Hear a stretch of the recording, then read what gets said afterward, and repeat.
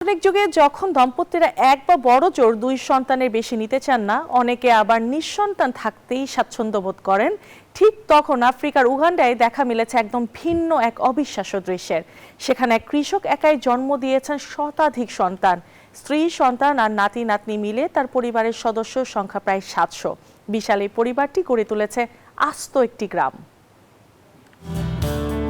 কৃষক বললেই আমাদের চোখের সামনে ভেসে ওঠে অভাব অনটনের ছবি, কিন্তু উগান্ডার কৃষক মুসা হাসাহিয়া এক্ষেত্রে একদমই আলাদা। তিনি পরিচিত আফ্রিকার সবচেয়ে ফার্টাইল বা উর্বর পুরুষ হিসেবে, কারণ বর্তমান যুগে ১০২ জন সন্তানের বাবা হওয়ার ঘটনা সত্যিই অবাক করার মতো।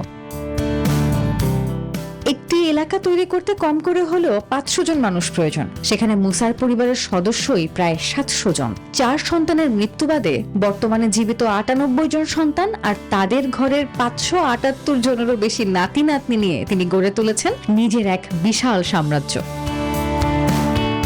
৬৮ বছর বয়সী কৃষকের দিন কাটে নাতি নাতনিদের সঙ্গে উৎসবের আমেজে। তবে মজার ব্যাপার হলো, সদস্য সংখ্যা এতটাই বেশি যে পুরো পরিবার কখনোই একসঙ্গে বসে খাওয়ার সুযোগ পায় না। মুসা জানান, বহু বছর ধরে তিনি শুধু নিজের পরিবার বড় করার দিকেই মনোযোগ দিয়েছেন। সবচেয়ে হাসির বিষয় হলো, প্রথম ও শেষ সন্তান ছাড়া এত মানুষের নাম মুসার নিজেরও মনে থাকে না, তাই বাধ্য হয়ে একটি ডায়েরিতেই সবার নাম লিখে রাখতে হয় তাকে। ডায়েরি দেখে সন্তান ডাকার এমন মজার ঘটনা আজকের পৃথিবীতে এক বিরল বিস্ময়। নাফিসা হক, নিউজ 24।